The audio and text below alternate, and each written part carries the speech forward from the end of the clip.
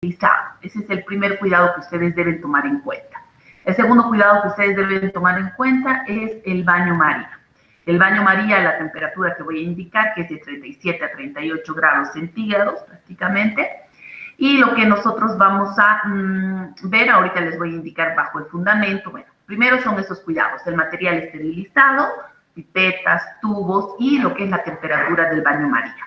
Otro cuidado, si ustedes han leído la guía o la tienen a mano, es que se van a dar cuenta que la preparación del reactivo, que es el azul de metileno, tiene una concentración establecida y además está preparado con agua esterilizada. Acá está prohibido lo que son los pipeteos con la boca, porque ya se van a dar cuenta al analizar el fundamento que no puedo pipetear con la boca porque le estaría aumentando una carga bacteriana que no tiene mi producto. Bien, ¿en qué consiste la prueba? Vayamos a la técnica que la tienen escrita en su guía. Se dice que vamos a poner 10 ml de la leche en un tubo de ensayo previamente esterilizado. De preferencia, el tubo de ensayo tiene que tener un tapón hermético, mejor esto es tapa de rosca. Y le voy a añadir ese reactivo que es 1 ml del azul de metileno. Lo voy a tapar y lo voy a mezclar suavemente para que se homogenice el azul de metileno en toda la leche. Y ustedes van a tener ese color celeste que ustedes están viendo en la pantalla. Y nosotros vamos a colocar ambas muestras, si se dan cuenta, en leche cruda, leche pasteurizada y obviamente tengo que hacerlo siempre por duplicado, ¿verdad?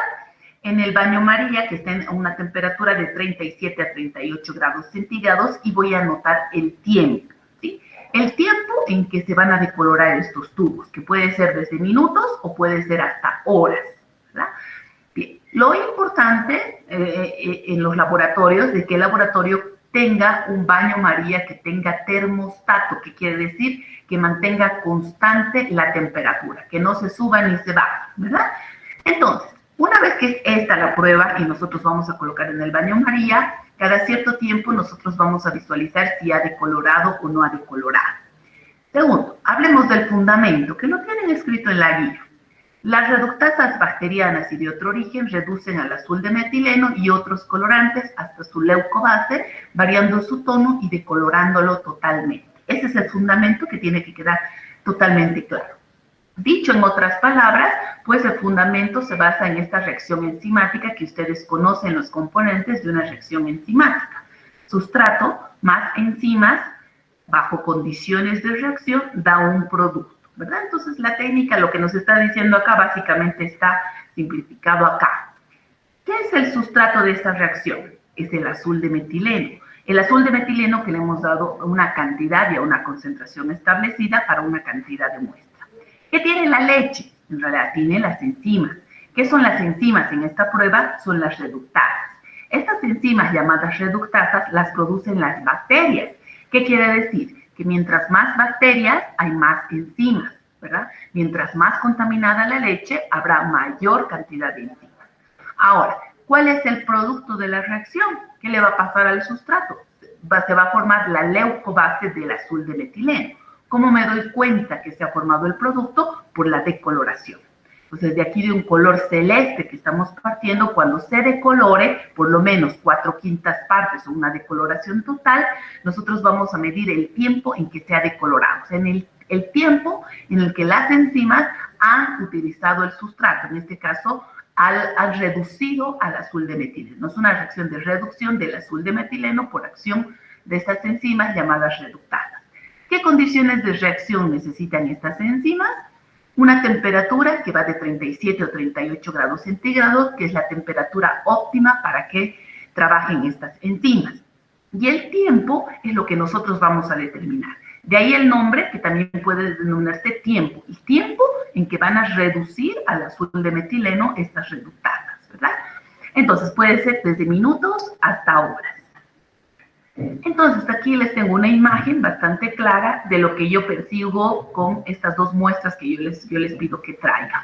Una muestra ultra pasteurizada, que pese a la cantidad de horas no decolora, y la leche cruda, que es esta, la que ha decolorado. Si se dan cuenta, partimos de este color y debemos llegar a una decoloración. ¿En qué tiempo ha sucedido esto?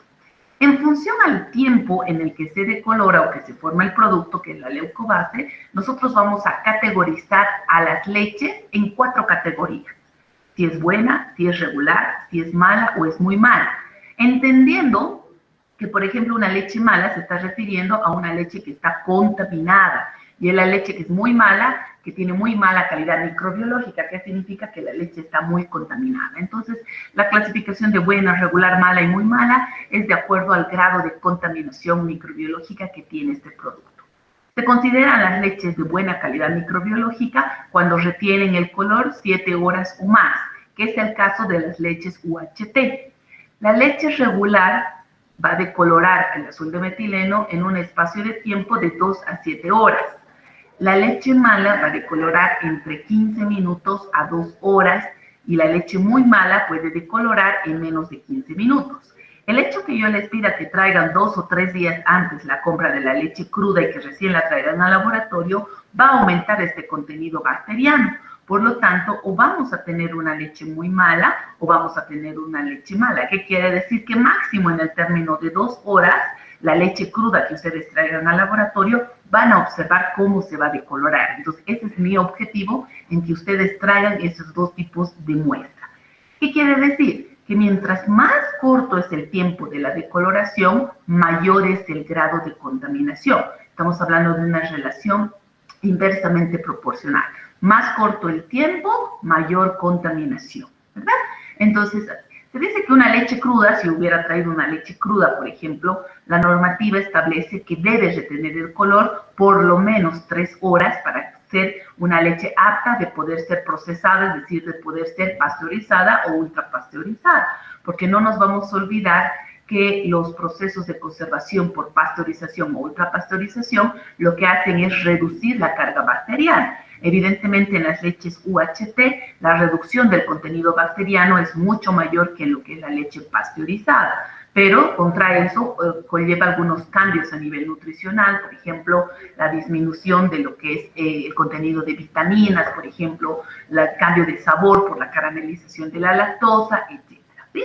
Entonces, no nos vamos a olvidar lo importante de lo que es el TRAM. Por una parte, los cuidados que implican al realizar la técnica, por otra parte, conocer el fundamento y por otra, conocer lo que es la interpretación de lo que son los resultados.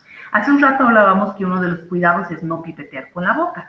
Si ustedes van a pipetear la leche o van a pipetear el azul de metileno con la boca, entonces ustedes están aumentando un contenido bacteriano suyo a lo que es el producto. Entonces, todo pipeteo con propipeta, pipetas esterilizadas, tubos esterilizados, etcétera, y no se olviden pues ir verificando cada 15 minutos o cada media hora si este producto se está decolorando, ¿no? Pero obviamente, si nosotros estamos analizando o una leche cruda, por ejemplo, entonces tenemos que ir más frecuentemente a visualizar si se ha decolorado tal cual ustedes observan en la pantalla. Vayamos con la segunda prueba, es la prueba de la catalasa, que también tiene un fundamento similar al anterior. ¿Qué quiere decir? Que el fundamento es enzimático. Cuando yo hablo de fundamentos enzimáticos, ustedes deben imaginarse la reacción que les presenté, sustrato más enzima igual producto bajo condiciones de reacción. Los cuidados también son similares al anterior. ¿Qué quiere decir? Que voy a utilizar material esterilizado, pipetas, en este caso la probeta, etcétera, y también el baño María tiene que ser con un termostato. Entonces tiene cuidados similares, igual no pipetear con la boca, etcétera. Los cuidados son similares. ¿En qué consiste la prueba? Nosotros vamos a agarrar una probeta que está esterilizada y vamos a colocar 10 ml de la leche. Vamos a colocar 5 ml de agua oxigenada. El agua oxigenada tiene que ser de 10 o 12 volúmenes como máximo. La que mayormente se comercializa en las farmacias es el agua oxigenada de 10 volúmenes. Entonces vamos a pipetear 5 ml y con una varilla vamos a homogenizar la leche con lo que es el agua oxigenada. Una vez que homogenicemos, nosotros vamos a llevar un baño María que esté a una temperatura de 38 grados centígrados por el espacio de 2 horas. A diferencia del anterior, en este caso la probeta tiene que quedar en reposo durante las 2 horas exactamente. No puedo reducir el tiempo ni debo ampliar el tiempo. Son las 2 horas exactamente, que es en realidad el tiempo que nos demora la práctica, si se han dado cuenta, si estuviéramos haciendo esta práctica, ¿no? Bien. ¿Qué es lo que vamos a observar al paso de las 2 horas? Vamos a observar que una leche UHT, por ejemplo, que prácticamente o tiene muy poco de la catalasa, o sea, no se observa oxígeno. Y en el caso de la leche cruda vamos a ver gran producción de lo que es el oxígeno que llega a ser el producto. Antes de leer este fundamento, pues vamos a analizar lo que hemos colocado y vamos a relacionar con lo que es la reacción enzimática. En esta prueba de la catalasa, ¿cuál es el sustrato? El sustrato es el agua oxigenada. Las enzimas que estamos investigando se llaman catalasas.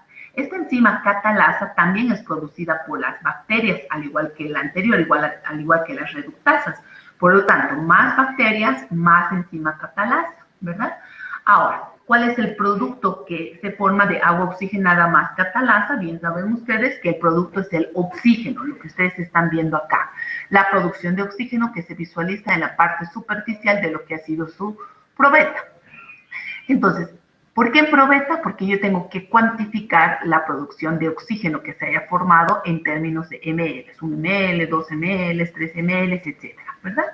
Ahora, ¿qué condiciones de reacción tiene esta reacción enzimática? Una temperatura de 38 grados centígrados, que es la temperatura óptima para la catalasa, y un tiempo de 2 horas para que se produzca esta reacción. Ahora, esto es lo que acabamos de visualizar en lo que es la reacción. Vamos a leerlo. Dice el fundamento: la enzima catalasa producida por las bacterias y presentes en leches contaminadas produce un desprendimiento de oxígeno cuando se mezcla la leche con agua oxigenada. No se olviden, es el sustrato. Desprendimiento de oxígeno que será tanto mayor cuanto más contaminada sea la leche. Por lo tanto, estamos hablando de una relación directamente proporcional. Más oxígeno, mayor contaminación de la leche porque hay más enzimas, ¿verdad? Entonces, una relación directamente proporcional. ¿Cuál es la interpretación? La interpretación de la prueba nos dice que las leches normales producen un desprendimiento de oxígeno hasta de 2 ml, en tanto que las contaminadas, llamadas enfermas, sucias, calostrales, lo hacen hasta 10 o 15 veces más que las normales. Nuestro parámetro de referencia es que una leche máximo debe producir 2 ml de oxígeno para considerarse que la leche no está contaminada. Ahora, ¿qué es lo que vamos a observar? Lo que les decía, las leches UHT cuyo contenido bacteriano es muy, muy reducido, vamos a observar una que otra molécula de oxígeno. De todos modos, no va a sobrepasar de lo que son los 2 ml, ¿verdad? Si yo tuviera una leche pasteurizada, por ejemplo, como una tercera muestra, tendría un parámetro intermedio, que quiere decir, tendría más oxígeno que la leche UHT, pero menor que lo que es la leche cruda. Entonces, no se olviden eso, ¿verdad? Ahora, ¿por qué hay un parámetro máximo? ¿Por qué van a producir oxígeno? Porque ni las leches pasteurizadas ni las leches UHT son leches estériles, o sea, esterilizadas. Significa que cuyo contenido bacteriano es 0, ¿verdad? El contenido bacteriano se ha reducido bastante al ser sometido a estos procesos térmicos, ¿verdad? Entonces, en la leche UHT, la reducción de la carga bacteriana es mucho mayor que una leche pasteurizada, ¿no? Entonces, no nos vamos a olvidar, y eso es lo que quiero que visualicen en la práctica, ¿verdad? Vayamos a la tercera prueba. La tercera prueba es la determinación de la lactosa. Ustedes bien saben que la lactosa es el principal carbohidrato de lo que es la leche. La lactosa es un disacárido, pero con poder reductor, ¿verdad? Cuando yo elaboro una leche deslactosada, la industria elabora una leche deslactosada, entonces lo que hace es añadir a la leche una enzima que se llama la lactasa para que desdoble este disacárido en 2 monosacáridos. ¿Qué quiere decir? En galactosa y lo que es la glucosa. Estos monosacáridos tienen un poder edulcorante mayor que lo que es la lactosa. Por eso las leches deslactosadas son más dulces que las leches normales, por ejemplo. Ahora, la determinación de la lactosa debe ser un parámetro cuantitativo. Existen técnicas volumétricas como técnicas espectrofotométricas. Estas últimas son técnicas más modernas, más precisas, que trabajan con patrones para cuantificar el contenido de lactosa en la leche. Pero también se aceptan técnicas volumétricas, como es el caso que vamos a explicar de la práctica. Vamos a utilizar una técnica volumétrica basada en la utilización del reactivo de Fehling. Recordarán ustedes que el método de Fehling identifica azúcares reductores. El método de Fehling nos sirve para identificar azúcares reductores tanto por pruebas cualitativas, que seguramente ustedes la conocen, como pruebas cuantitativas. ¿Sí? ¿En qué se basa la prueba? La determinación de la lactosa en leche. Se basa que necesito hacer una previa precipitación de proteínas y posterior identificación en el lactosuero frente al reactivo de Pelling. Este es el fundamento. Si nosotros analizamos el fundamento, vamos a encontrar dos partes importantes en la técnica, ¿no? Por una parte, que tiene que ser la primera parte en realidad, debemos precipitar las proteínas. ¿Por qué? Porque las proteínas constituyen una sustancia interferente en la valoración de la lactosa mediante el método de Pelling. Entonces tenemos que quitar las proteínas de la leche para que en una segunda etapa yo pueda identificar la lactosa en el lactosuero, ¿sí?, frente al reactivo de Pelling. Entonces tiene dos etapas bien marcadas. Vayamos al procedimiento de la técnica. Si ustedes leen en su guía, van a ver que nos dice que debo pesar 20 más menos 5 gramos de la leche y que tengo que registrar ese peso exacto, que quiere decir en una balanza analítica, con los decimales yo voy a registrar. Significa que la técnica se ha estandarizado para un peso que no debe ser menor a 15 gramos y no debe ser superior a 25 gramos. ¿Qué quiere decir? Que en ese rango la técnica nos da resultados confiables. No puedo utilizar ni menos de 15 gramos ni más de 25. Lo importante es que ustedes registren el peso exacto. 15, 16, 20, 21, pero en ese rango. Registran este peso, ¿sí? Y nosotros, una vez que tenemos la leche en la que vamos a identificar la lactosa, vamos a trasvasar este vasito con la leche a una probeta y vamos a enjuagar el vasito con aproximadamente 200 ml de agua destilada, hervida y caliente. Así caliente, nosotros vamos a trasvasar la leche con el agua a una probeta. Acá tenemos la leche con el agua caliente e inmediatamente le vamos a añadir lo que está acá, ácido acético glacial, de 5 a 7 gotitas de ácido acético glacial PA, y con una varilla vamos a mezclar ligeramente para que se disuelva. Inmediatamente se acidifica la leche, van a ver que se va a precipitar las proteínas, van a precipitar las caseínas. ¿Qué quiere decir? Que ustedes van a ver que la leche se va a cortar, ¿verdad? Pero esas caseínas precipitadas van a estar en suspensión.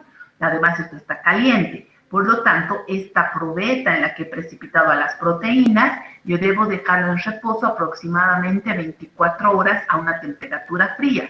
Lo llevo a un refrigerador a temperatura fría. ¿Y qué va a pasar a las 24 horas? Estas caseínas o estas proteínas que se han precipitado por el peso van a sedimentar al fondo, tal cual ven en esta otra imagen. Y por lo tanto, este suerito de la leche va a ir quedando límpido, no lo más límpido posible. Algunas partículas todavía puede ser que hayan quedado en suspensión. Ahora, escuchen bien, estos dos procesos, si se dan cuenta, es con 24 horas. Entonces, en lo que hago yo en la práctica es lo siguiente. Evidentemente, una o dos personas del grupo vienen un día antes de la práctica a hacer esta precipitación de las proteínas para que el día de la práctica nosotros ya tengamos las proteínas precipitadas y podamos continuar la práctica. Sin embargo, para el resto del grupo, lo que hago es de que vuelvan a hacer, para que ustedes vean cómo se realiza esta primera parte de la técnica, que es la precipitación de las proteínas, con la misma muestra, obviamente, que la han hecho sus compañeros día antes, y el día de la práctica ustedes ya ven el cambio, como ustedes están viendo, cómo se hace la precipitación y cómo debería quedar. Y obviamente trabajamos con los valores de esta muestra, ¿no? Ahora, al día siguiente sacamos de la refrigeración y yo debo registrar un volumen que se llama volumen 1, que es el volumen llevado. Entonces, ¿cuánto me marca? Por eso se hace una probeta. ¿Cuánto me marca? 215, 218, 220, lo que marque, ¿verdad? Y registramos ese volumen. Ya tenemos dos datos, el peso de la leche y lo que es el volumen llevado. Luego, yo voy a filtrar con papel filtro, no necesito filtrar todo, es suficiente que ustedes filtren la primera parte, o sea, la mitad. Traten de no remover, cuidado a alguien, nunca ha faltado que alguien lo ha removido y todo el trabajo de esperar las 24 horas se fue al tacho. No deben remover la parte de las proteínas. Lo que yo trato de sacar acá es el sobrenadante, que quiere decir el lactosuero. Entonces es suficiente que ustedes filtren solo una mitad aproximadamente, y ese suerito que ustedes, o el sobrenadante que ustedes filtren, tiene que estar cristalino, cristalino como el agua, tal cual. Si su filtrado les saliera lechoso o un poco lechoso, lo que ustedes están haciendo es que su suero tiene parte de proteína, lo cual, repito, son sustancias interferentes. El resultado que ustedes saquen no va a ser real porque las proteínas son interferentes. Les explico esto, ¿por qué? Porque sucede que alguna vez, ay, tenía que haber hecho día antes, lo que sea, ay, pero ese rato, digamos, esperan unos minutitos y después directamente lo filtran y saltan esa etapa del frío, de las 24 horas. Si ustedes saltan esa etapa, con seguridad su suero va a tener proteína, ¿verdad? Y por lo tanto, su resultado no es el correcto, no va a ser el correcto. Entonces, una vez que yo he procedido de la forma idónea, he filtrado, ese sobrenadante lo voy a cargar a una probeta, ¿sí? Ahí está el lactosuero, lo voy a cargar a una probeta y paralelamente voy a preparar el reactivo de Fehling en unos matraces Erlenmeyer pequeños. Ustedes bien saben que el reactivo de Fehling consta de dos soluciones, solución A y solución B, que tienen componentes diferentes, y ahí va una tarea que tiene que estar en su cuadernillo, que es que ustedes recuerden o investiguen la composición de ambas soluciones, ¿no? De la solución A y de la solución B, que se deben mezclar en el momento del uso por cuestión de que no se oxide el sulfato de cobre, que es uno de los componentes. Cuando yo mezclo partes iguales de Fehling A y de Fehling B, yo voy a tener lo que ustedes ven en este primer matraz. Un matraz con un reactivo que es de color azul brillante. 5 ml de A, 5 ml de B, 50 ml de agua. El agua no ejerce ninguna acción, solamente está diluyendo el reactivo, no hay ninguna acción. Y este matraz que tiene el reactivo lo voy a llevar a esta manta calefactora. La manta calefactora tiene la ventaja que me va a dar un calor constante y homogéneo. Acá lo que, bueno, no se ve acá, pero la manta calefactora, donde se prende el botoncito, ustedes pueden graduar la temperatura, si es un calor suave, intermedio o fuerte, etc. El calor que le dé esta manta calefactora a su reactivo tiene que ser una temperatura que va entre 60 y 70 grados centígrados, ¿sí? A esa temperatura se produce la reacción. Cuando el reactivo esté caliente, o sea, a esa temperatura, recién empieza el proceso de la titulación. Entonces yo voy a empezar a soltar de la bureta el lactosuero. Entonces van a empezar a titular a una rapidez, un goteo que no sea ni muy lento ni muy rápido. No se olviden que este lactosuero está frío y esto está caliente. Entonces ustedes agarran y ponen un chorro, por ejemplo, esto puede rebalsar. Entonces el goteo ni muy suave ni muy lento. Entonces ustedes van a notar que a medida que va entrando el lactosuero, el reactivo va a empezar a cambiar porque hay un proceso de oxidación. Entonces, cuando el reactivo aquí un poquito se nota, ha cambiado una coloración, ya no está ese azul brillante, recién va a colocar, su compañera está colocando una gotita de lo que es el azul de metileno, ¿no? Que es el indicador, el azul de metileno al 1% es el indicador para esta prueba. ¿Qué quiere decir? Que el indicador se pone no al inicio, en este caso se pone aproximadamente a la mitad de la reacción. ¿Por qué no al inicio? Porque esto es azul y esto es azul, no tiene sentido. Entonces, cuando ya cambia una coloración, ponemos lo que es el indicador, que es el azul de metileno, y seguimos la reacción. Ahora, esta reacción que les estoy explicando es la parte cuantitativa, entonces voy a cuantificar, no es cualitativa. Por lo tanto, la lactosa se va a ir oxidando, ¿verdad? Va a ir oxidando gracias al sulfato de cobre. Entonces, ¿qué va a ir formando? ¿No? Va a ir formando el óxido cuproso, ¿verdad? Va a ir oxidando a lo que es el sulfato de cobre. Y va a formar este óxido cuproso que se visualiza por la formación de este color rojo ladrillo y que se va a ir precipitando hasta el fondo. Es evidente que en las titulaciones volumétricas es importante homogenizar frecuentemente lo que es el matraz. Sin embargo, en esta práctica es recomendable que de tiempo en tiempo dejemos un poco en reposo para que el óxido cuproso sedimente al fondo, tal cual ustedes están viendo en la imagen. Entonces, ¿cuándo termina la titulación? Cuando ustedes en estado de reposo, ustedes ven este sobrenadante en este matraz que ya no tiene el color azul, ¿verdad? Entonces, cuando falta en la reacción, ustedes van a ver aquí al fondo el rojo ladrillo, pero en la parte del sobrenadante se va a seguir viendo un azul, ¿verdad? Y es el indicador que les está indicando que falta todavía la titulación. Entonces, cuando desaparece en el sobrenadante el azul, es el punto final de la titulación y yo voy a leer los ml gastados del lactosuero para poder hacer un cálculo, ¿sí? Entonces, es muy importante que los cuidados en esta técnica, ya les decía, es la temperatura, ¿verdad? La temperatura no puede bajarse de 60 grados centígrados, porque si no, no se produciría esta reacción de oxidación. Ya les dije también los otros cuidados en lo que era la primera parte de la precipitación de lo que son las proteínas. Otro punto importante es de que su reactivo de Fehling, el Fehling A y el Fehling B, entonces no sean reactivos que están muy guardados. O sea, ¿qué quiere decir? Que el reactivo de Fehling cuando tiene años, por ejemplo, ya el sulfato de cobre con el tiempo, por ejemplo, se va a ir oxidando, entonces ya no tiene el mismo efecto. Entonces, que sean soluciones no tan guardadas, por eso cuando preparo Fehling A y Fehling B, siempre guárdenlos en frasco color caramelo de vidrio para retener ese proceso de oxidación. Y por eso para frenar se los separa, ¿verdad? En solución A y en solución B. Entonces, este es el método volumétrico para cuantificar azúcares reductores, en este caso de la lactosa, para cuantificar el contenido de lactosa en la leche. Bien, este método de Fehling, entonces, escrito como ecuación, pues vamos a ver que esta parte donde dice aldehído está representando al azúcar reductor que tiene un grupo carbonilo libre, ¿no? Entonces, la condición química que tiene un azúcar reductor es que tenga un grupo carbonilo libre, ¿verdad? Entonces, este grupo carbonilo libre va a actuar con el sulfato de cobre o sulfato cúprico que está en esta forma y va a producir el óxido cuproso. El óxido cuproso es el responsable del cambio de coloración a un color rojo ladrillo, ¿verdad? Entonces, lo que se está haciendo es de que el azúcar reductor se está oxidando, ¿verdad? Ahora, si yo tuviera aquí, les pongo un ejemplo, solución de azúcares, que son dos muestras diferentes, le añadimos el reactivo de Fehling en una prueba cualitativa, obviamente en calor, el azúcar reductor va a formar este óxido cuproso y se va a cambiar de coloración a un color rojo ladrillo. Entonces, aquí positivo en una prueba cualitativa de Fehling indica la presencia de azúcar reductor y el no cambio del color, un azúcar no reductor.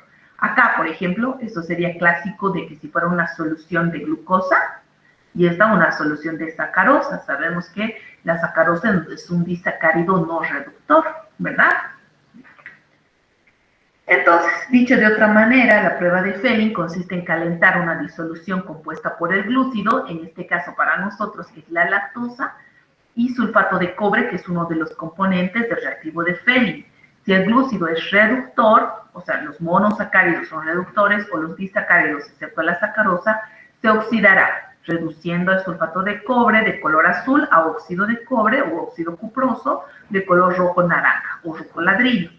Si no es reductor, la reacción no se producirá y el color no cambiará. Entonces, no se olviden, tanto en la prueba cualitativa como en la prueba cuantitativa, es importante que la reacción se produzca en calor, ¿no? Positivo, cambio de color; negativo, si no hay cambio de color. Bien. Llegamos a la parte de cuantificar. Como es una prueba cuantitativa, yo voy a utilizar esta fórmula que la tienen en su guía, la cual me indica lo siguiente. Porcentaje de lactosa es igual al factor de Fehling por volumen 1, que llega a ser el volumen llevado, todo dividido entre volumen 2, que llega a ser el volumen gastado, significa de lactosuero, ¿no? En la bureta lo que voy a leer, por el peso de la leche, por el peso de la muestra, con todos los decimales, todo multiplicado por 100, porque estamos expresando la lactosa en términos de porcentaje. Bien, que si se han dado cuenta estos tres datos, lo voy a sacar de la técnica, y viene un parámetro que es un factor. Sí, es una constante. Hay que resaltar que el factor de Fehling es propio para cada azúcar reductor. ¿Qué quiere decir? Que En el caso de la lactosa tiene un valor, factor de Fehling para lactosa, pero si en algún caso yo estuviera utilizando esta técnica para otro tipo de azúcar reductor, que quiere decir que no es específico para leche, por ejemplo, es para investigación de azúcares reductores, yo utilizaría otro factor de Fehling. Digamos, si estoy investigando una solución que tiene glucosa, utilizaría factor de Fehling para la glucosa, que es diferente el valor, a eso me voy. En este caso, ustedes no conocen el factor de Fehling, y el factor de Fehling para la lactosa, que es la constante que ustedes van a utilizar en sus cálculos, vale 0,082. ¿Sí? Bien, entonces solamente aplicar la fórmula. Entonces, para aplicar la fórmula vamos a hacer un ejercicio. Bueno, en realidad dos, pero vamos a empezar con el primero. El primer ejercicio dice, eso es lo que tienen que anotar, calcular el contenido de lactosa de una muestra de leche con los siguientes datos. Calcular el contenido de lactosa en una muestra de leche con los siguientes datos. Peso de la muestra igual 23,5 gramos. Volumen 1, o sea, volumen llevado, 225 ml. Volumen gastado, o volumen 2, en este caso, 17,2 ml. Quiero que me digan cuánto es el contenido de lactosa en términos de porcentaje. Trabajo. Peso de la muestra dijo 23,5 gramos. Volumen llevado 225 y volumen gastado 17,2. Apliquen por favor la fórmula que está en su guía o está en la diapositiva para hacer el cálculo. Ya saben, nadie me responde hasta que yo indique qué persona me lee el resultado. Por favor, hagan esa prueba, o ese cálculo, mejor dicho.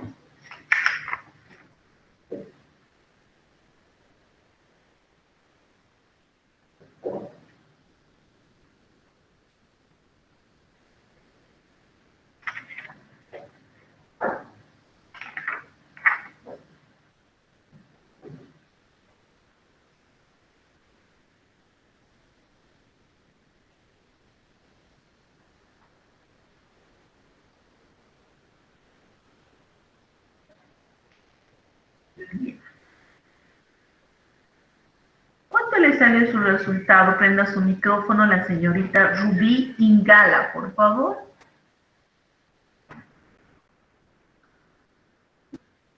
Ya, Rubí, apura, por favor. Doctorita, ¿puedo responder? Tania, a ver, ¿cuánto te salió, Tania? 4.564, doctora. Perfecto. Redondeado con 2 decimales, responderíamos 4,56. Muy bien, Tania. Doctora, una pregunta. No entendí en esta parte del factor de Fehling. ¿Cuánto sería, doctora? 0,082. 0,082. Bien. Es correcto lo que su compañera Tania ha informado. En términos de la lactosa, por si acaso, vamos a informar con 2 decimales. Por lo tanto, ese resultado sería 4,56% de lactosa que tiene esta leche. Continuamos. El valor de referencia que me dice la norma que debe tener la leche, un contenido de lactosa, es un dato que tienen que anotarlo, es de mínimo 4,50% de lactosa. ¿Sí? 4,50% como mínimo que debe tener una leche. ¿Sí? Por lo tanto, con el resultado que dio Tania, estamos diciendo que esta muestra cumple, ¿verdad? O sea, cumple, se acepta. Muy bien. Entendiendo eso, vamos a hacer otro ejercicio relacionado también a lactosa. Por favor, escriban el segundo ejercicio. Calcular el contenido de lactosa de una muestra de leche, el cual se realizó por duplicado. ¿Sí? Es la misma muestra hecha por duplicado. Con los siguientes datos. En la determinación 1, el peso de la muestra fue de 20,8 gramos, volumen gastado 23 ml, volumen llevado 220. En la determinación 2, el volumen llevado 220 ml, el peso de la muestra 20,8 y el volumen gastado 22,4 ml. ¿Qué resultados reportaría? Doctora, disculpe, el volumen llevado de la determinación 2, ¿cómo dijo? El volumen llevado 220, el gastado 22,4. Ahora escuchen bien, por si acaso es la misma muestra hecha por duplicado. En ambas determinaciones es el mismo peso y el mismo volumen llevado. El peso era 20,8 en ambas, gramos obviamente. El volumen llevado en ambas 220 ml. La diferencia fue en el volumen gastado. En la primera titulación, 23 ml, y en la segunda titulación, 22,4. Quiero que me digan cuánto de lactosa han sacado en la primera determinación, cuánto de lactosa en la segunda determinación, y quiero que me digan qué resultados reportaría. Si en función al resultado que reportaría, vamos a analizar si cumple o no cumple el valor de referencia por la norma. ¿Sí? Entonces son varios datos. Trabajen, por favor.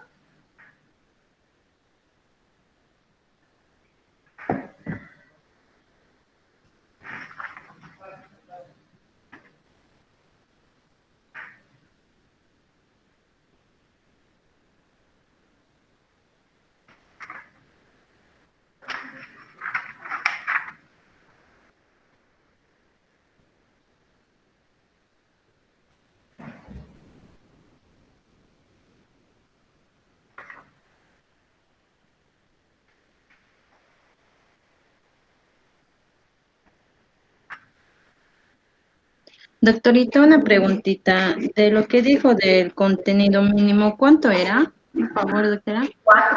La norma 4.50 como mínimo, Daniela. Doctora, disculpe, ¿le puedo decir mis resultados? Espérame un ratito, Melissa. Ahorita estoy contigo. Muy bien, espérame un ratito. Primero quiero escuchar a la señorita Nitza Mamán. La primera determinación, ¿cuánto le salió, Nitza? Ay, doctorita, estoy haciendo todavía. Ya. Melissa, ¿cuánto te salió? En la primera determinación, 3,77%. Ya, hasta ahí espérame, muy bien. 3,77% en la primera determinación. Gracias, Melissa. Hasta ahí.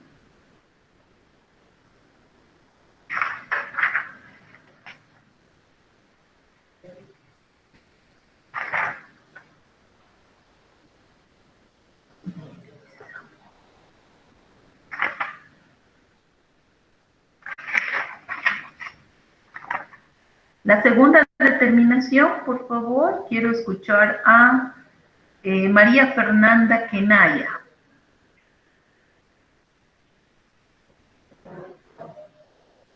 María Fernanda Kenaya, ¿no está? ¿Yo puedo responder, doctora? Mireia, tienes la palabra en la determinación 2. 3,87. Correcto, 3,87%, correcto. Ahora, ¿cómo puedo saber, a ver, cómo puedo saber cuál de los dos voy a informar? ¿Qué tengo que hacer? A ver, ¿quién me dice? Esto voluntario, a ver. ¿Cuál voy a informar? Si es la misma muestra que hemos hecho por duplicado. Ustedes recordarán que hemos visto que en laboratorio siempre, como parte del control de calidad interno, debo procesar cada parámetro en las mismas condiciones por duplicado, ¿verdad? Entonces, ¿qué tengo que hacer? ¿Tendré que hacer algún cálculo extra? ¿Cuál? Doctora, ¿La media? ¿Una media? ¿Cuál? Bueno, hay dos. Primero, Sacar la media, doctora. la media, y ahora yo les pregunto, hay varias personas que me están diciendo la media aritmética. ¿Y qué pasaría si entre una determinación y la otra hay mucha diferencia? Igual debo informar la media. Esto ya lo hemos hablado. ¿Qué dice Rubí?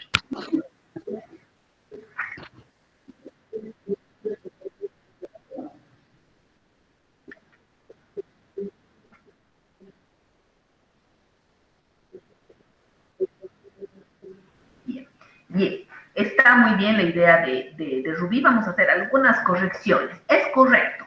Cuando yo hago dos determinaciones, yo tengo que calcular el porcentaje de error, que es lo que hemos practicado la anterior semana, ¿verdad? Solo ese porcentaje de error les va a decir si ustedes pueden o no informar la media aritmética. ¿Cuándo pueden informar la media aritmética? Cuando el porcentaje de error esté dentro de los parámetros para el tipo de técnica. Y si ustedes recuerdan, por segunda vez, la anterior semana hemos practicado, les voy a recordar, que el porcentaje de error admitido depende si son técnicas gravimétricas, si son técnicas volumétricas o si son técnicas espectrofotométricas.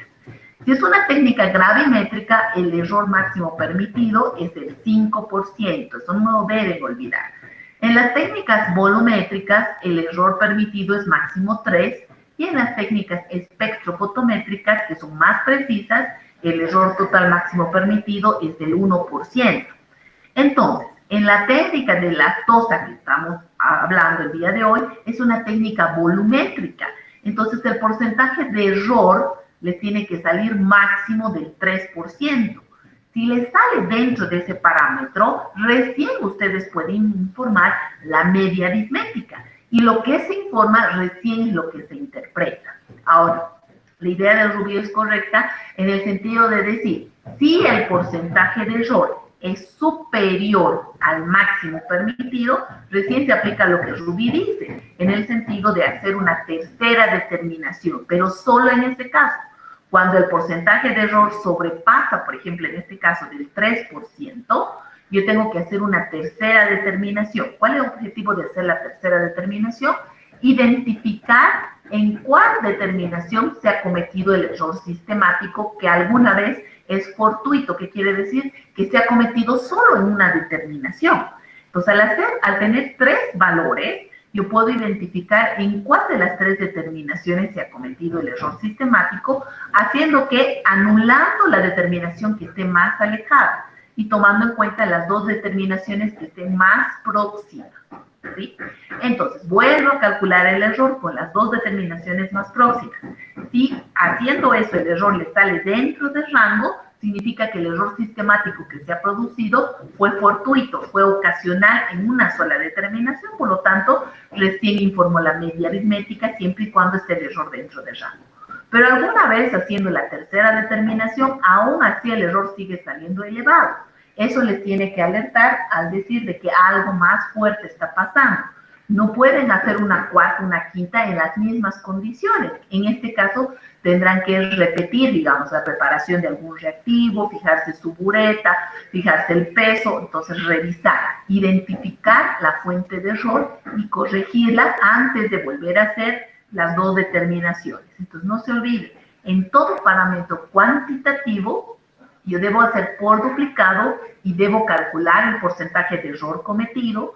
Solo cuando el porcentaje de error cometido esté dentro de los parámetros permitidos por tipo de técnica, yo voy a informar la media aritmética. Caso contrario, no. Por lo tanto, quiero que calculen el porcentaje de error de ambos resultados, que quiere decir de la determinación 1 y de la determinación 2 en este último ejercicio que les dicté. ¿Qué quiere decir? El 3,77 y el 3,87 como los valores sacados. Quiero que me digan cuál es el porcentaje de error, si está dentro o no está dentro del parámetro, y si voy a informar o no. A ver, calculen el porcentaje de error.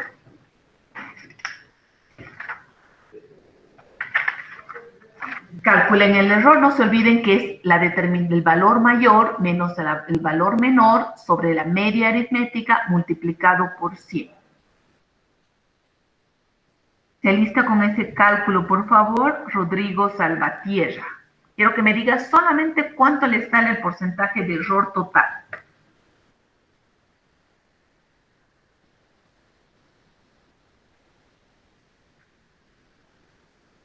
Rodrigo está en la clase.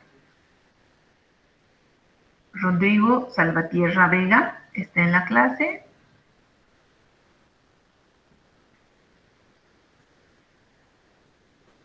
Bueno, parece que no está atento, Rodrigo. ¿Quién tiene el porcentaje de error total, por favor? Doctora, ¿puedo decir? Sí, sí.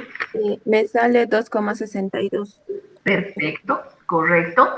Melissa, aprovechando tu participación, ¿cumple el error máximo permitido para este tipo de técnica? Sí, sí cumple, porque el permitido es 3%. Exacto. Entonces, ¿qué informarías, Melissa? Um, ¿Qué dato informarías? O sea, ¿qué dato informarías de esa muestra? la determinación número... No, ¿qué valor? ¿Cuál informas? Tú me estás diciendo que cumple, correcto, entonces puedo informar. ¿Qué valor informarías? El 3,87%. No. O la media. La media, Perdón, sí, 3,82. Exacto, la media, exactamente. Entonces, la media aritmética, entonces yo informaría 3,82%. ¿Cumple o no cumple según valor de referencia? El valor de referencia mínimo 4.50. Sí estaría cumpliendo. No, no cumple. Mínimo 4.50, no máximo, mínimo. Está por debajo del valor mínimo. Sí, está por debajo. Entonces, la interpretación no cumple el valor de referencia. Si nosotros analizamos, volviendo a esto, el resultado que correctamente Melissa nos ha dado, o sea, sí, el porcentaje de error 2.62%, informo la media, que es 3,82, esa media que informo veo que no cumple el parámetro de referencia, y nosotros quisiera que analicemos cuáles podrían ser las probables causas de que esa muestra de leche tenga menos lactosa. ¿Qué se imaginan? ¿Por qué la muestra de leche tiene menos lactosa? ¿Por qué condiciones podría tener una leche menos lactosa que la mínima permitida? A ver, ¿qué ideas tienen? Vamos, tienen que pensar un poquito en qué casos una muestra de leche va a tener menos lactosa. ¿Nada?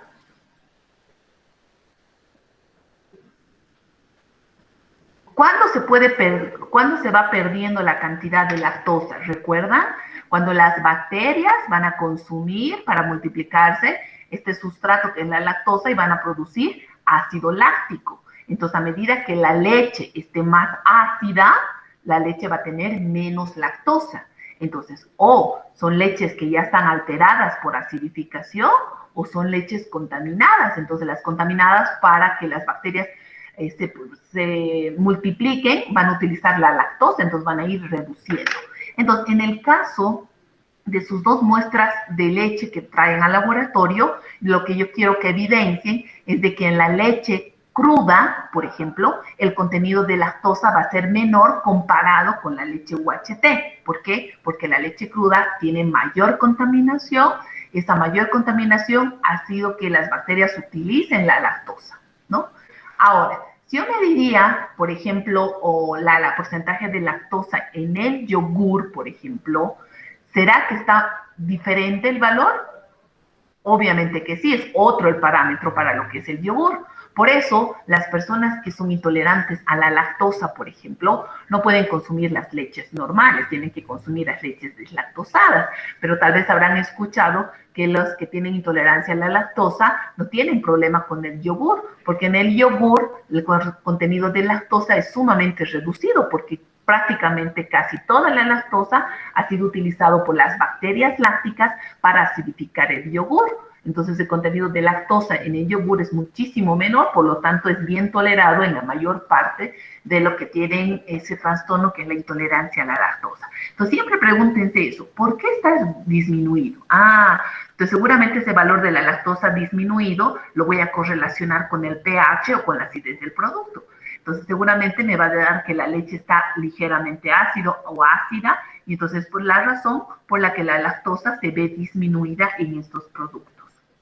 Bien, haciendo ese análisis, pues ya llegando a la última prueba, tenemos la determinación de lo que es el pH. Ustedes bien saben que los métodos para determinar el pH o son los indicadores colorimétricos, que son conocidos como las tiras de pH, ¿no? O las tiras reactivas de pH, y la otra técnica es el uso del pHímetro o llamado potenciómetro. Evidentemente, en laboratorios de control de calidad de alimentos vamos a recurrir a esta última, que es la idónea, que es por el uso de un pHímetro. Ustedes bien saben que puedo usar pHímetros de mesa, como es la imagen que ustedes tienen acá, que el pHímetro de mesa tiene que estar en un lugar fijo y libre de vibraciones, al igual que una balanza analítica en el laboratorio. Este pHímetro, cada jornada de trabajo es necesario hacer la calibración del pHímetro. Repito, cada jornada, no en cada determinación. No significa que si tengo una muestra en laboratorio en la mañana, otra en la tarde, cada que yo mida es necesario calibrar. No, es suficiente calibrar una vez por día. La calibración siempre se va a hacer con 2 puntos de referencia, si no, no existe calibración. Entonces, en el laboratorio de alimentos, siempre nuestras muestras de alimentos o van a ser ligeramente ácidos o van a ser ácidos, la mayor parte. Por lo tanto, nuestros buffers de calibración o soluciones tampón va a ser un pH neutro y un pH ácido, que quiere decir un pH 7 y un pH 4. Estas soluciones tampón o soluciones buffer se las compra de las casas importadoras, sea en estado sólido para disolverlo o ya lo más práctico que ya están preparados, ¿verdad?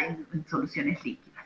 Si ustedes compran estas soluciones tampón o soluciones buffer en formato líquido, es preferible que ustedes vayan sacando porciones a utilizar todo el frasco y poner el electrodo, ¿no? Entonces es preferible usar en frasquitos pequeños unas porciones del pH 7 y del pH 4. Cada equipo tiene botones diferentes, pero en general va a tener un botón que nos dice para calibrar. Entonces apretamos el botón de calibración y les pide 2 puntos de referencia para calibrar. El primer punto de referencia para calibrar va a ser el pH neutro, pH 7, y tal cual ustedes ven en la imagen, voy a colocar el electrodo, voy a hacer que haga la lectura, que grabe en la memoria, enjuago el electrodo, lo lavo con agua destilada, lo seco y coloco el electrodo en el segundo vasito, en el segundo buffer, que es pH 4, hago que haga la lectura, grabo en la memoria y obviamente ya está calibrado. Evidentemente, ustedes deben siempre chequear en el proceso de la calibración, por ejemplo, que el buffer 7 les marque 7 y no les marque un pH alejado de este valor. Cuando les marca un pH alejado de este valor, revisen sus soluciones buffer si no se han vencido, si no se han contaminado, etc. Porque si los buffers están bien y el electrodo está marcando lecturas muy alejadas de lo que corresponden a estos buffers, puede ser un signo que su electrodo ya está fallando, ¿verdad? Entonces siempre tienen que ser observadores en ese sentido. Entonces si marca, que obviamente marca pH 7, pH 4 ya está calibrado, enjuago y voy a introducir el electrodo en la muestra de leche, tal cual les estoy mostrando en la imagen, sin tocar el vaso, ¿verdad? Sin tocar la base, pero con la suficiente cantidad de muestra, como ustedes están viendo en el vasito, por lo menos la mitad del vasito, para que yo pueda tener buenas lecturas. Evidentemente, antes de colocar en el vasito, no se olviden la homogenización con una varillita y siempre tomar la temperatura. Normalmente deberíamos tomar la lectura del pH a una temperatura ambiente de 20 grados centígrados. Sin embargo, ya los pHímetros más modernos ya vienen con electrodos, ¿no? Mejor no son electrodos, son dispositivos que nos permiten determinar la temperatura de la solución y automáticamente hace una corrección en la lectura de lo que es el pH. Evidentemente, pero ojo, no se debe utilizar los electrodos en temperaturas calientes, normalmente alrededor de lo que es temperatura ambiente. Otro tipo de pHímetros que vamos a encontrar en el mercado son estos pHímetros portátiles, ¿verdad? Como su nombre indica, yo puedo ir a tomar el pH cuando estoy en recepción de materia prima, por ejemplo, entonces estos pHímetros portátiles que nos permiten tener lecturas más rápidas, pero que al igual que el anterior, es necesario también hacer las calibraciones con las soluciones tampón o soluciones buffer. En ambos casos, un pHímetro de mesa o un pHímetro portátil siempre les va a dar lecturas de hasta 2 decimales. En este ejemplo, ustedes ven que la lectura, por ejemplo, es 6,80, entonces nos da lecturas más precisas. No se olviden la escala del pH que va del 0 al 14, ¿no? Un pH 7 es un pH de neutralidad y la leche está acá, prácticamente es ligeramente ácido. Mientras la leche esté más vencida o esté más alterada por acidificación, el pH va a empezar a disminuir. Entonces, en el objetivo de la práctica es de que ustedes puedan evidenciar, por ejemplo, que su leche cruda que ustedes han traído va a tener un pH más ácido que la leche ultra pasteurizada. Ese es el objetivo, que ustedes vean cómo modifica el pH. Entonces, acá estamos haciendo la lectura de lo que es el pH de la muestra con el electrodo, ¿no? Y aquí hay otro ejemplo de un pHímetro digital portátil, ¿verdad? Entonces, mucho más pequeño, tipo lapicero inclusive. ¿Cuáles son los valores de referencia? Para la leche y derivados fluidos estamos hablando que el rango de pH es de 6.7 a 6.9. Si está dentro de este rango, estamos hablando que la leche es fresca. Si los valores son menores al valor mínimo, estamos hablando ya de leches que están alteradas por acidificación, ¿no? Obviamente el rango de referencia es diferente en los productos lácteos acidificados, las leches acidificadas, el yogur, etcétera, que tienen rangos ácidos, ¿no? De pH de 4.2 a 4, ¿verdad? Entonces, estos rangos son más específicos de acuerdo al tipo de producto lácteo acidificado. Entonces, no se olviden este rango. Entonces, yo les reporto un pH de 6.4, por ejemplo. La interpretación es de que la leche se encuentra alterada por un proceso de acidificación. Entonces, evidentemente, este parámetro del pH nos da la misma información que el parámetro de la acidez, ¿verdad? Entonces, en el parámetro de la acidez que hemos visto en la anterior clase, estamos cuantificando el contenido de ácido láctico. Acá nosotros estamos viendo si la leche está muy ácida, por ejemplo, pero en rangos de lo que es el pH. La determinación del pH en cuanto a derivados lácteos es mucho más útil en lo que son los productos lácteos acidificados, específicamente el yogur. Por ejemplo, en el yogur preferimos determinar el pH, mientras que en las leches preferimos determinar la acidez titular. Bien, con esto entonces habríamos explicado las 4 pruebas que están destinadas a esta segunda práctica. No sé si tienen alguna consulta, alguna pregunta de lo que hemos visto el día de hoy.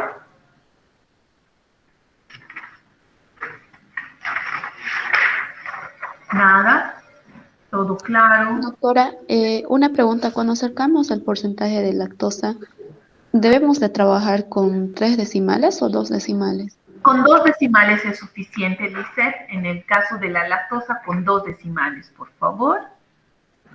Ok, doctora. Yo trabajé en el ejercicio número 2 con 2 decimales. El resultado no me salió como mi compañera indicó 2,62, me salió 2,58 sacando el porcentaje de error. Y usted indicó que la media había salido 3,82 y a mí me salió 3,87. No sé si hay alguna falla. A ver, Lisette, en la primera determinación te salió 3,77%, Lisette. Sí, sí, Ya. doctora. La segunda 3,87%. Sí. Ya, entonces la media es el promedio de ambos. Es de que tú sumes 3,87 más 3,77 y dividas entre 2, entonces necesariamente te va a salir 3,82. Ahí no hay problema, es la media aritmética, es lo mismo que el promedio de ambas. Entonces ahí no puede salir un valor diferente, 3,82. Ahora, para el porcentaje de error, les había explicado en la anterior clase, que mientras más decimales tomemos, el porcentaje de error entonces va a ser mucho más preciso, pero que mínimamente traten de tomar 2 o 3 decimales. En este ejemplo hemos tomado 2 decimales. Entonces, si te das cuenta, 2,62 o 2,59, por ejemplo, estamos dando lo mismo, 2,6 en redondeo de porcentaje de error. Entonces, tanto en tu caso como en el otro caso, estamos frente a que está dentro de lo que es el parámetro. El porcentaje de error es algo interno, algo que va a decir al analista que ha controlado todas las posibles fuentes de error, ¿sí? Entonces, en ese sentido, no hay mucho problema. Pero de preferencia, para el porcentaje de error, siempre trabajen con 2 decimales como mínimo. En acidez, la anterior semana hemos trabajado inclusive con 3 decimales para una mayor precisión en el cálculo del error. ¿Ya, Lisette? Está bien, doctora. Gracias. Bien, entonces con esto hemos concluido la práctica, la parte 2 de lo que es la leche. La siguiente semana vamos a entrar a lo que es control de calidad de carnes. Por favor, la recomendación siempre es de que ustedes lean la guía que les voy a poner con anticipación para que no entren en el punto 0, ¿sí? No se olviden que el día de mañana es el primer repaso de lo que es la práctica, ¿sí? Bien, he ido tomando la lista, prácticamente Creo que ahorita les digo qué persona no está en la clase, porque el resto ya les he ido tomando absolutamente de todos. Claudia Orellana García, ¿está? Sí, doctora, buenos días. ¿De dónde apareciste, Claudia? A ver, cuéntame.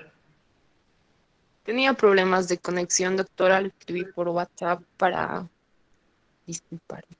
Pero bueno, no solo es de hoy, Claudia. El problema es de que esta es tu primera clase y esta es la quinta clase que pasamos en práctica. No has asistido a ninguna de las otras 4 clases. Y no te olvides que la práctica es obligatoria en un 80% mínimo de asistencia. Entonces no pueden hacer como en la teoría, si quieren asisten, si no quieren no asisten, etcétera. Entonces tú tienes que tomar en cuenta que de las 5 clases es tu primera asistencia, Claudia, y tampoco tienes ninguna presentación de trabajo. Está bien, doctora, voy a... No tienes que faltar, Claudia, porque si sobrepasas, como te digo, en este caso ya no vas a tener derecho a la parte práctica. Entonces, aunque sean las clases virtuales, en práctica están obligados a una asistencia y en tu caso ya tienes 4 faltas, es tu primera. Si hoy no asistías, prácticamente ya no tenías derecho a la práctica. Ten cuidado.